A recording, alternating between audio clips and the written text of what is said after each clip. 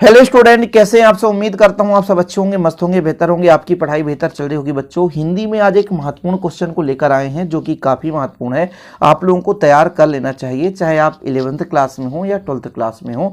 मातृभाषा किसे कहते हैं, मातृभाषा की विशेषताएं। मातृ समझो थोड़ा सा। मातृ मतलब माँ के द्वारा बोली गई भाषा जो हमने सुना। शब्द से अर्थ निकालो। भाषा तो हम एक ऐसा माध्यम है जिसके द्वारा हम एक दूसरे के विचार को समझ पाते हैं, एक दूसरे के भावनाओं को समझ पाते हैं। वो एक माध्यम भाषा है।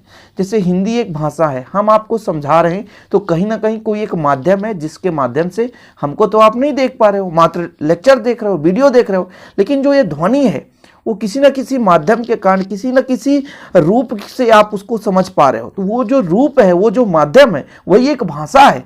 चाहे वो इंग्लिश की बात करें, चाहे वो हिंदी की बात करें, चाहे वो बंगला की बात करें, चाहे तमिल, चाहे कन्नड़ की बात करें, मलयालम की बात करें, सिंधी, उड़िया, उर्दू, कुछ भी हो, लेकिन कहीं ना कहीं हमारे और आपके बीच कम्युनिकेशन का एक माध्यम है, संचार का एक माध्यम है, जिसके माध्यम से आप हमको समझ पा रहे हो। तो जो मातृभाषा होती है, देखो जैसे हम भाषा की जब बात कर लेते हैं तो एक विस्तृत रूप हो जाता है, मातृभाषा उसका थोड़ा सा छोटा रूप हो जाता है। बच्चों, जैसे हम किसी भी बात को अपने दोस्त को बताना चाहते हैं एक सीमित क्षेत्र में, तो कोई ना कोई एक माध्यम से हम उसको बोलेंगे जिससे वो हमारे बात को समझ पाएगा।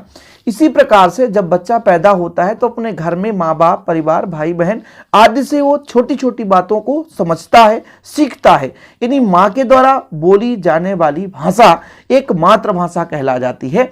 मातृभाषा भाषा का छोटा रूप है। ऐसा नहीं है कि आप मातृभाषा को विस्तृत कर सकते हैं। एक सीमित एरिया में बोला जाता है, कम क्षेत्र में बोला जाता है, और इसको हम जब से पैदा होते हैं तभी से सुनना प्रारंभ कर देते हैं। इसीलिए तो हमें मातृभाषा कभी नहीं भूलता। तो वह बोली या भाषा जो बच्चे को जन्म से ही माता के मुख से सुनाई पड़ती है।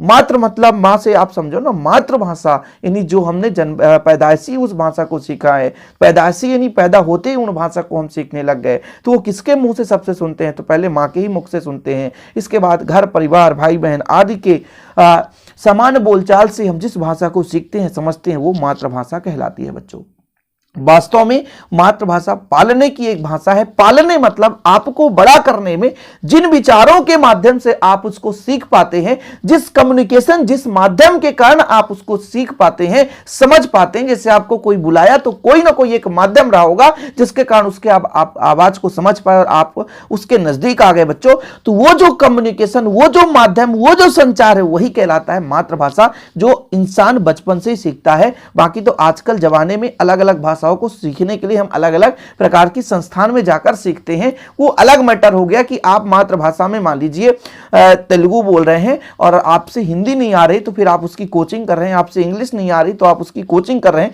अलग अलग भाषाओं को सीखने के लिए हम अलग अलग संस्थान में पढ़ते हैं, सीखते हैं। लेकिन जो हम माँ बाप से सीखते हैं, अपने घर परिवार, आदर्श समाज से सीखते हैं, और जो अपने आसपास के वातावरण उनसे सीखते हैं, तो वो कहलाता है मातृभाषा। मतलब माँ के द्वारा बोली गई प्रथम भाषा हमारी मातृभाषा है। बच्चों, ठीक है, तो समझ में आ गया होगा। देखो, इन चीजों को आपको रटना नहीं है, थोड़ा सा समझना है, अपना स्किल लगाना है। एग्जाम में जो लिखना होता है वो अपने आपके स्किल के माध्यम से आता है। हिंदी एक ऐसी विषय है बच्चों जिसको रटना नहीं पड़ता है, इसको समझना पड़ता है। यदि आप समझ लिए तो रटने की आवश्यकता नहीं है। इंग्लिश नहीं है कि इसको रट्टा मारो। अब मातृभाषा समझ गए कि माँ के द्वारा जो भी भाषा बोली जाती है बच्चा उसे सीखता है, वही भाषा मातृभाषा है। घर परिवार समाज में हम जो भाषा सीखते हैं वो मातृभाषा है। एग्जाम्पल के तौर पर हिंदी, मराठी, बांग्ला, गुजराती एक मातृभाषा है। बाकी हिंदी चल करके मातृभाषा का विस्तृत रूप राजभाषा बना दिया गया, राज्य में मान्यता मिल गई उसे। हम जब जैसे किसी भाषा को एक छोटे से क्षेत्र में बोला गया तो मातृभाषा, उसी को राष्ट्रभाषा कब बोल देंगे, जब पूरे राष्ट्र में बोला जाने लगेगा। राजभाषा जब थोड़ा सा मातृभाषा से बड़े से क्षेत्र में बोला जाए। तो ये बच्चों मातृभाषा की परिभाषा हो गई। इसके बाद इनकी विशेषताओं के बारे में चर्चा कर लेते हैं, क्योंकि कभी कभी विशेषता बोल दिया जाता है। मातृभाषा को संविधान में स्थान प्राप्त है, मतलब संविधान में इसका विशेष रूप से महत्व है कि हाँ, हमारे देश में इस एरिया में ये मातृभाषा बोला जाता है। प्रायः सभी मातृभाषाओं में साहित्य की रचना की गई है। साहित्य की रचना जैसे गद्य, पद्य, काव्य, खंड, कहानी, नाटक, इतिहास, ये सब कुछ बच्चों अपने अपने क्षेत्र में साहित्यकार साहित्य की रचना करते हैं। जैसे ब्रजभाषा में सूरदास जी बेहतरीन रूप से श्री कृष्ण के ऊपर कई सारे कविताएं लिखी हैं। तो भाई वो अपनी भाषा के आधार पर साहित्य की रचना कर रहे हैं ना।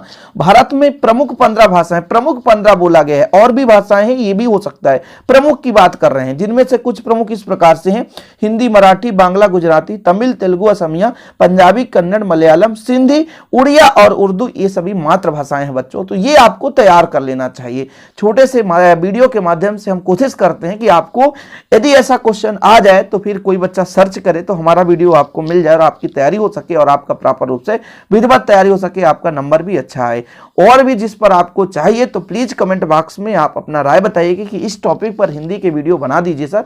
तो मैं हिंदी में ग्रामर पोर्शन में आपसे वादा करता हूं कि करा दूंगा, कि ग्रामर पोर्शन किसी भी स्टेट का बच्चा हो, चाहे एमपी, एससीजी, राजस्थान, बिहार, झारखंड, उत्तर प्रदेश, कहीं का भी हो, सबके लिए ये बच्चों हेल्पफुल होगा। उम्मीद करता हूं आज का वीडियो पसंद आए तो लाइक करके शेयर जरूर करिएगा। जय हिंद, वंदे मातरम।